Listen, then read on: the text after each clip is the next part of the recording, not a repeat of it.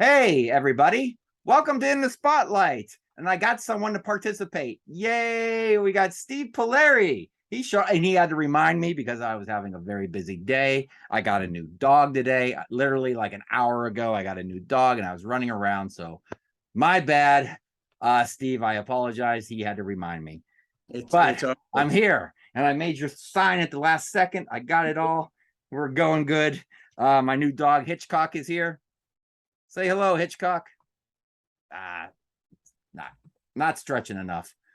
But go ahead and show us what you got ready for us that I almost forgot about. No, it's all good. Yeah, I'm in San Francisco, everybody. So Cool. I'm gonna start with what when I was a young kid.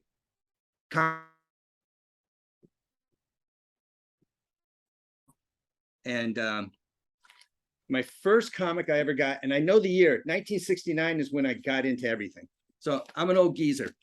So, my first comic I ever got, and I'm a huge Jack Kirby fan because of this, is this one. Now, I should apologize in advance. My comics are like the books in the Time Machine that fall apart. I haven't been, when they go to the books and they just all dissolve. I'm kind of like that. But this is a one. This is my favorite cover of all time. Yeah, Kirby liked to do that coming at you. Yeah, the 3D thing. And so from there in the 70s, you could get comics super cheap, right? Right. So I've got Black Panther, first issue of Black Panther ever. You mean first appearance? It's in pretty good shape. First appearance? First appearance, yeah, sorry. Sorry, I think I'm freezing up. Yeah, you froze up a little bit. It's all good. And I got this cool, my favorite king size annual. I used to love this stuff. I got this for like $1.50. Yeah. Back in the day. I see those old school covers and it just makes me feel warm inside. Like I'm begging my dad to buy me one again at the spin around thing. Oh yeah. And it's like, I love that. My dad was a newspaper guy. Yeah. So I got to see like how the old dot printers, like if you look up close on the print, like there's these dots. Oh yeah. Yeah, it's so cool. And he had the lead plates that would come off the assembly line while they were producing the newspaper. So cool. Right. So yeah, and so my oldest Fantastic Four is I got Fantastic Four number 10. Wow, look at that one. Number 10. Yeah. How long have you had that? I got it in 19. So I stopped collecting in like 75 because I got into high school and I got into music, right? So, and then in the mid 80s, late 80s, I got into again. So I got this, I want to say 1987, 1988. So you probably got a decent price on it. Right. Now, I will say what I had to do was I traded in, you're going to think I'm an idiot, but I had Mad Magazine number 3 because my dad from Philadelphia. The story is he had this baseball cards from the 20s and 30s, and he and my uncle were always fighting over it. So one year, my brother and I, this is the year we're going to bring it back from, I'm originally from Massachusetts. We're going to bring it back. We're going to take care of these cards. My Italian grandfather said, screw this. He threw everything out. What he didn't throw out was Mad Magazine. It was a comic at the time, number 3. Is that worth money these days, Mad Magazine number 3? Yeah, it's a comic. So it might be, but it had a big rip on the cover. Okay. It also had Tales. He had a couple issues of Tales from the Crypt and whatever those other EC ones, right? Right. But they were in shape, but I traded it in and I got this. Nice. They wanted $50 at the time. $50. What does it go for now? Like what condition would you say that is? Like a 3.5? Yeah, it's not the best. There's a piece of tape right here. Okay. Yeah. So it might be like a 1.5 to 2. Yeah. It's probably worth still what, $800?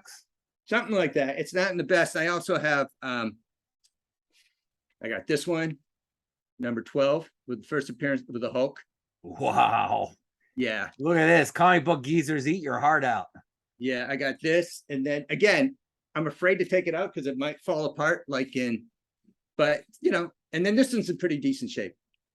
Number 14. Nice. So that's not the first appearance of Submariner, right? No, that's like I think it's number 3 or something like that, or number 4. Okay. That's your mortgage right there. Get one of those. I have Free. a Daredevil #1 downstairs Oh, really? in a 0.5, but it's a 0.5. But it's in one of those plastered graded things. Yeah, And yeah, yeah. while it's in there, it looks pretty good. It has a rip in the corner, but if you took it out, it'd probably disintegrate. Did I freeze up again? Exactly. Yeah, it's a 1.5, but it doesn't look too bad for 1.5 Yeah, yeah. in the thing. This is probably like a -5. This is what the end of the Nice. Galactic OG. Nice. Got this for like $1.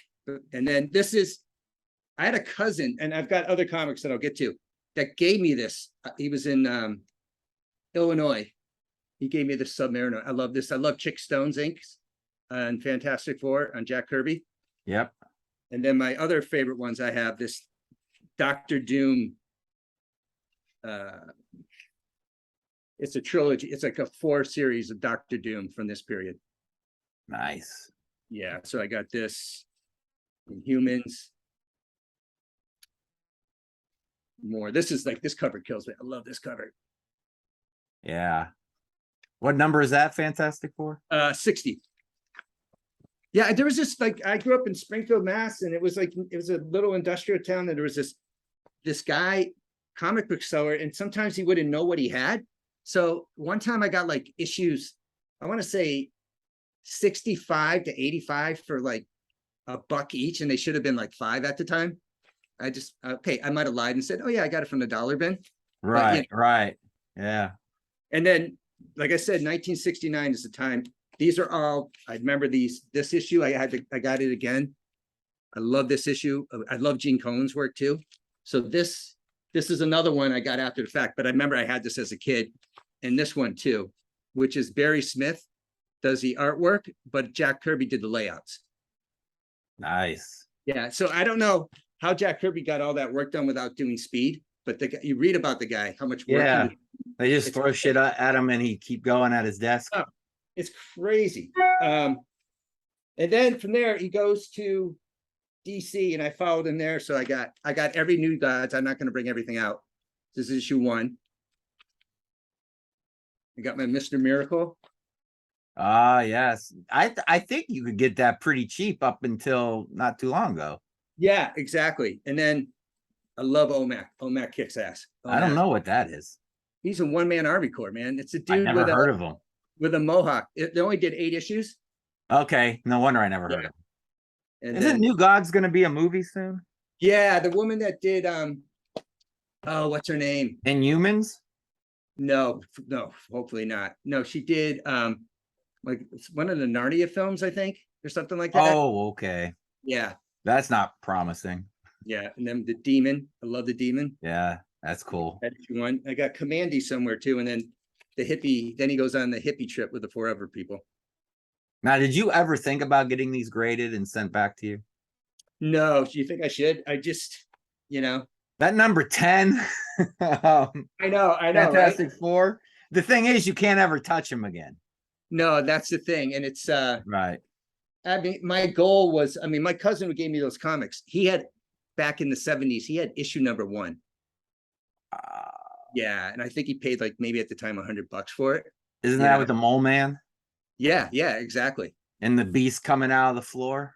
Yeah, exactly. And then I got this is the other cool thing, and I posted it on your site. I got this card game. It's Jack Kirby, but it's Superman stuff. Oh, wow. And I got this. Did you have Caldor in Ohio or Pennsylvania? I grew up in Pittsburgh. I grew here in 2000. But did you have Caldor? It was like a chain, a department store chain. No. So it was originally called Grants. It's on the Northeast. But it's a puzzle, and you got all these Kirby stuff. And it's a game. I never figured out what the game was, because I'm ADD. I'm not going to read the directions, but right. I was there for the artwork. Right. I have a flash card game downstairs, and I've had it since I was about 8. We found it in like a little superette deli thing. Oh, yeah. They had a little toy section, and I've had it ever since. So yeah, it's that stuff this is cool. He also did one for Tarzan, I think, on this. And then so years later, and then I got these things. I had a ton of these. A lot of these rotted because I didn't take care of them. But I got my Space Ghost little book. Oh, I remember those. Yeah, and I got Batman. Now, some of those, I don't think it was those ones, but some of them had a thing in the corner when you flipped them. It was like a little cartoon. Yeah, it was just like Big little books or something like that. Yep. And then there's some people out there. This is the greatest toy of all time. It was NASA. It was based on all NASA designs. Okay. There was like those bendies, and it was really cool. And then, of course, Fantastic Four. That's cool. And I almost forgot to do this. God damn it! And missed all this cool shit. And then this illustrator, you know, who did the art for this? It's her. Is it Trimpy? Who did the Hulk? I can never pronounce his name. Trimp from the 70s. Now you got me. He was a Hulk illustrator. He's the one who did this. And then, so years later, you know, like 10 years ago, I don't want to open these up. So I got these omnibus, Jack Kirby, Fourth World. You know, it's Jack Kirby right away with the way he shaded and stuff. Yeah, no, right. I got to say, I'm not a big Blocky. fan of Blocky. I'm not a big fan of his late 70s stuff because I think he had eye problems. And you can see, like you said, he likes stuff to come out, but at some point, dude, that doesn't work, you know? Yeah. And then OMAC. And then got Commandy. I mean, the Demon, the full set. Right. And then I had all these. I sold these too to get a bunch of those Fantastic Four. Commandy is another one. Last Boy on Earth. Wow. Yeah. So that's my original thing was art. It's totally into art. Got my degree in art. If DC had their shit together with making movies, and they were kind of on a roll that Marvel's on a roll, we'd have a Demon movie by now. Oh. You know, he would have showed up a few years ago in a movie as a cameo or something. But they just don't. Sorry to interrupt. He'd be a perfect TV series, like on Netflix, is what and OMAC would be a perfect TV series still. You know? At least they got Sandman right. Yeah, that's been good. I've been watching that. That's and then this is the other cool thing I got. I tried to get a Fantastic Four when they were out. My wife got this for me, and she's regretting getting me this stuff. But this is like, it's got Commandy, but it's the actual inks and the drawings. These are really cool. Some of the bigger ones with Fantastic Four are like, oh geez, they're not cheap. But yeah, look at this. It's nice. Even has like the photocopies that he did. Nice. Yeah. So I got that. When did you stop buying comics? Like, did you go cold turkey in the 70s? In the 70s, you know, I got that's early. Well, I was in so I was probably 14 or 15 at the time. I'm gonna be 61. Okay. So I'm an old geezer. All right, so you look good.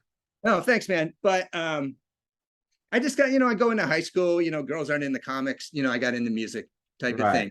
Right. And then after that, I went to college and I got into fine art. You talk about the curse.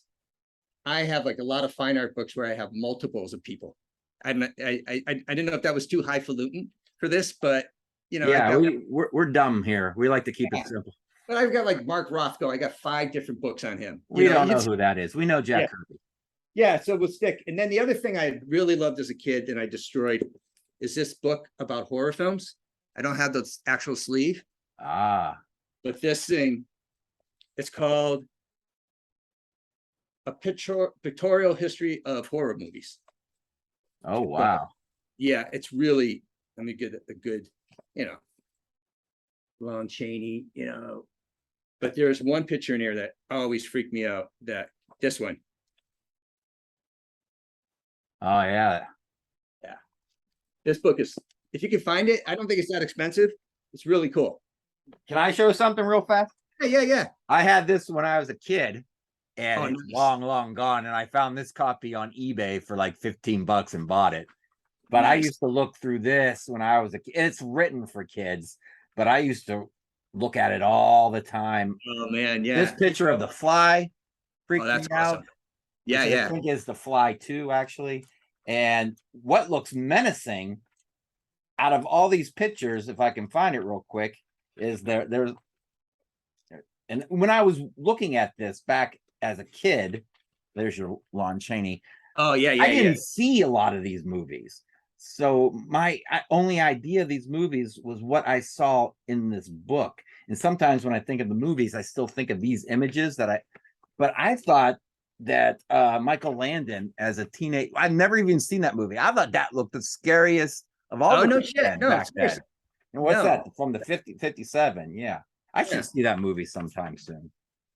And then like the other thing in this book is like, this is a shit that scared, sorry, I don't know if I can curse, but this is Oh, this kind of stuff. yeah. Like, oh man, you know. So that goes into like what, the 60s? Yeah, this was published in 19. This is in the 70s, I'm pretty sure. Okay. All right. Yeah, so this is probably 1973. So then I get into music, and my first album ever, Justice League of America. This is I think I all the, remember seeing that before. yeah, that's what I posted. Yeah. Theme songs are surf music. It's all surf music. Oh, wow. And then, of course, the stories are, you can hear the people reading off the pages. You can hear the pages changing and stuff. Love this as a kid. And I'm not a DC or Marvel guy. I'm more, you know, like I said, I follow the artist. Right, So right. that. And then in about, it's 1977, my sister got me this album. There you go. Not the best album by them. Right. High on heroin. They're high on coke. Mick Jagger. You need subtitles. I didn't know what the lyrics to the Jumping Jacks Flash were until I got iTunes. I never owned that one. It's not that good, but for me, it's nostalgia. You know right. what I mean? Right. But it's, yeah, he's just like, I don't know what he was on, but he's just mumbling through the whole goddamn set. Right. And it's the first live album with Ron Wood. And then I got really into the Stones. I could have brought up my 20 live bootlegs. I even painted my basketball court with the tongue. I had that as a kid. Yeah, it was that kind of, yeah. Wow. I had a painter's cap in like 83. Yeah, my favorite album by them is this, Beggar's Banquet. That's a good one. I remember when I bought this, it's like, you know, you're in high school, you realize your friends aren't your friends. And I went out and I bought this. I bought it along with Goat's Head Soup. Okay. I listened to this twice in one night. It's like, this is still my favorite album by them. Some Girls is my favorite. Yeah. And that, I got that somewhere too. Some Girls, like 1978. Yep. And then the other person I really got into was Lou Reed in the Velvet Underground. But his stuff was hard to find. I couldn't find this album in the US. I got this in Florence, Italy in 1983. Wow. Because it wasn't available. It's crazy. I don't even recognize that cover. Okay, you'll get that. It's his first album. And Rick Wakeman. Oh, okay. I recognize it now then. Yes, yeah, that is. Rick Wakeman and Steve Howe play on it. It's crazy. Wow. Yeah. They kind of don't fit the music, but you know. Can you tell it's them playing if you know it's them playing, or you still can't tell it's them? You really can't tell because his music's not right. prog. Yeah. So yeah. I have a few of his albums. I respect him for being weird. I sit there and I don't know if I'm enjoying it or not, but I'm intrigued. Yeah. So I keep listening. Yeah, I know. I totally hear you. But he just hit it for me. And then my favorite album by him is this one, Berlin. Not recommended if you're depressed. And of course, what I liked was, I even got the CD. That's a replica. I love mini replicas of albums, and it even has the this in it too. Ah, okay. The sleeve thing. Yeah. So that's cool. And I got this in a cutout bin in like 1978 in a local stereo store. So nice. $2.99. And I got this as well. This is probably not my favorite album, but it's nostalgic because I got it at the same time. I have it in a box set, one of those CD box sets. Yeah. With like 5 CDs in it. Yeah. You know how that is. Like certain albums, you can vividly remember when you got it, right? Yes. And that's definitely, I can remember that. And then I got into punk, and then of course. Is that original pressing? I got it in 78, so it might be early. Yeah, it's early. And then Mata Hoople. I see you post a lot. One of my favorite bands. Even though I'm like somewhat new, only like 2 years a fan. You're never too late. So because of your recommendation, Pete Pardos, and also my friend back east from 2 years ago, because I had all their stuff on vinyl. Yeah. So my story is I grew up in Mass. I moved out here 30 years ago. I had to sell all my vinyl just to move. Right. But I kept all my Stones, my Velvet Underground. I would have stayed where I was at with my vinyl. Yeah. I wouldn't have sold it and moved. But so now I'm rebuilding my vinyl. But the thing that I'm disappointed in this thing, I love it. I think it sounds great. These are not really replicas. It drives me nuts. I want the gatefold. You know what I mean? Oh yeah. Give me the like Mad Shadows doesn't have the gatefold. Yeah. You know. I bought a few on vinyl too, even though I have that. Like Mad Shadows, I have on vinyl too. I got it on vinyl too. And this is I just got this last week. I was back in Philly, and my mom actually came with me to the record store. And Dude, you can find that for $3 at the record stores around. I got it for $8. It's in good shape. But I also have this. And my point was, this is the 2006, I think it is. Remastered all the way from Memphis. It's a different mix. It drives me freaking crazy. Oh. In the beginning, the saxophones come in earlier than they do on the vinyl. Oh, so, wow. I probably wouldn't even notice that. Do you have the live album, the double anniversary live album? I got to get that. Yeah. That's on the list. Yeah, you got to get that. And I had the one, something Hall. It used to be that one, something from like 71, just before they broke up. All right. I don't know how we're doing on time, but they do cut me off here. So make sure we get the grand finales if you have one. I'll just get to, Velvet Underground, big fan. But I had this. I couldn't find any of their stuff in the late 70s. I got this on an import in Connecticut. This isn't even the original cover. Then they reissued it in the 80s, and that's the original cover. Okay. But the one in the 70s sounds much better. And then I just want to give a shout out to some people on your channel. So this is on my I don't have a channel. Oh, you mean I downloaded that. Yeah, it's good. It's really good. I think it's Mike Forster is his name, is the one who does all the stoner stuff. I downloaded that like when it came out 4 years ago. Yeah. And now I wish, because I used to download a few years ago more, just because I didn't want to drop money all the time. Now I'm dropping money all the time. But I wish I had a physical copy of that. What's it called? Elephant something? Elephant Tree. And yes, Elephant Tree. Yes. I can't read the side. It's just Elephant Tree. Yes. And then Elder is the other one. I got the vinyl. Yes. This album. That was my first Elder I ever bought. And I dig this one. It's a little more like trippy. Yeah. Yeah. Yep. And then I got this one I just got. I don't know how to pronounce their name. Casa Sui. It's a good, I think they're Dutch. And then I got a few box sets. I got the Beatles mono. Nice. This one's pricey. My wife got it for me, so I don't know what but it's got all the original artwork. Well, not original, but it's gatefolds, all that fun stuff. And then I got, I know that everybody's a big Smith fan, but this box set, this is what I'm talking about. I want my replicas to be like this. Yeah. Give me the full. Yeah, with the Smiths, you want the full depression, not half of the depression. Yeah, I got a funny story. I had a friend. I came home once, lived in this apartment. We had like 3,000 records between us, and the guy's cranking out the wall, full volume. He's lying on the couch. I was like, "Dude, what's up?" He goes, "I think his girlfriend broke up with him or something." He goes, "I already listened to Joy Division's Closer." And what was the other one? Lou Reed's Berlin. And then he's on this. I just pulled the plug. I said, no, this is coming off, man. Yeah. I'm not going to be responsible for your suicide. Morrissey comes, and then here comes the razor blades and the exactly. And then more replicas, these Stones things from the late 90s that came out on Virgin. Oh, okay. Those are cool. I got a whole, and then some girls. There you go. My Happy Hour album.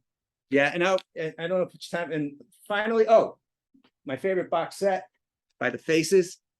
Oh, that's nice looking. Yeah, this is great. talk about a curse. So I got all the CDs, right? I just replaced all the vinyl for them. This one I think is signed by some people in the band. I don't know if you can All see right, we that. got 10 minutes. Oh, okay. So I can slow down a little bit. The pop-up just came up. You got 10 minutes. Again, I bought this, another Faces box set. Did I need it? I got the CDs, right? Did I need it? No. But again, the artwork doesn't, this thing comes up with a whole, like this face moves on the vinyl. Oh, so you got to have that. And so fortunately I replaced the vinyl, but that just, I know it's anal, but it's, that's why we have the problem, right? Yeah. Yeah. Enjoy it. Yeah. Enjoy the face moving. Exactly. And then I got the Big Star box set. This is really good. And of course, I think I sampled them and said, and moved on. Yeah, it's like, it's definitely, there's a lot of fanboy stuff with it, Okay. and it's, I get why people don't like them, but I enjoy them. Oh, and this is a cool book I got too. My brother-in-law got me this. This is a book on guys who did these daily comic strips in the paper. They all lived in Connecticut for the most part. Nice. So it's him telling his story about his dad and all the guys that did the this is a really, if you guys, I think it's still published. It's a great book. Highly recommend it. So I kind of tapped myself out pretty quickly there. No, we went on for about a half hour. Yeah. Yeah, that's all I had. But yeah, I mean, this is nice stuff.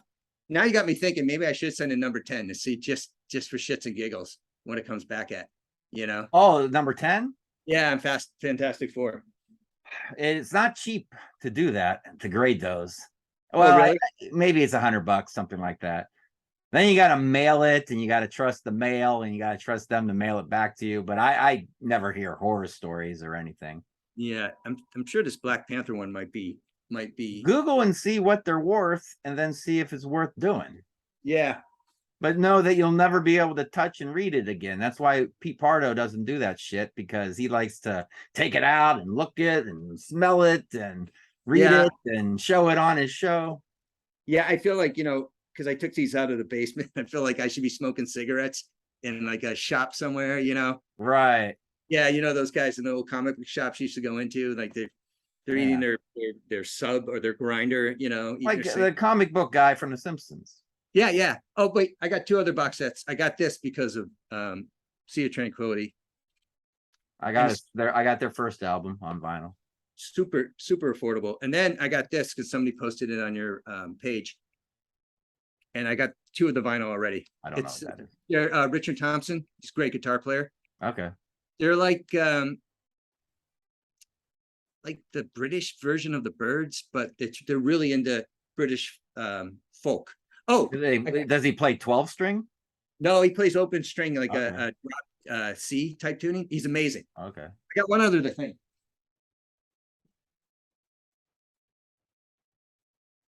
This, it's called Lal and Mike Watterson.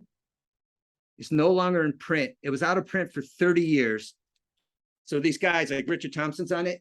It sounds like it should be the soundtrack to The Wicker Man. It's like all the scary. Here sound really ancient. There's some kind of dope, like almost Sergeant Peppery type stuff, but like it's really, they're not the happiest tunes I've ever heard. Right. But now it's out of print again because of copyright issues. But I was able to find a decent version. But this is, you can't even download it on iTunes. You need to go to YouTube to find it. Right. But it's listen to it. It's probably not everybody's cup of tea, but it kind of sounds, it sounds like a Wicker Man. Yeah. Okay. I'm curious about that. Yeah. So. All right. That was a lot of shit crammed into 35 minutes or whatever. Sorry, man. I was worried I didn't have enough. Like you said to somebody, oh, you have enough. Trust me. Oh yeah, dude. People go on. They're always like, I don't know if I'm going to talk longer than 5 minutes. Dude, you'll probably go to the buzzer. We're going to the buzzer, just about. All right, cool. So, well, hey, good luck with the new pup. Yes, let's see if I can get him on here real quick. There he is, Hitchcock. He's sleeping. That's great. No, good for you, man. Yeah. Is he? I found my new best friend. I don't have any human friends, so I buy canine friends. They don't touch Feline. You know what they don't do? Hey, why are you getting more vinyl? You know? Yes, exactly. Yeah. Right. They don't judge me, and I don't Yeah. judge them. Exactly. All right. So there you go. There's another one in the can, in the spotlight with Steve Poleri. And he showed a lot of cool stuff too. I mean, I wasn't expecting all those cool comic books. So yeah, guys, you know the drill. If you want to come on, I mean, it's easy. Isn't it easy, Steve? You just It's come on, you totally rattle off easy. shit. Even when the host is late, it's totally easy. Yes, even though when I'm forgetting about everything and I'm running home from PetSmart, Yeah, exactly. It's all still good. went off without a hitch. Yeah. My new dog's name is Hitchcock. All right, guys. So I got someone to do it for next week too already. I got them lined up, Steve. So everyone, I hope you enjoyed the episode. If you ever want to do one, just comment in the comments below. And I will see you next time. Later. Thanks. Yep.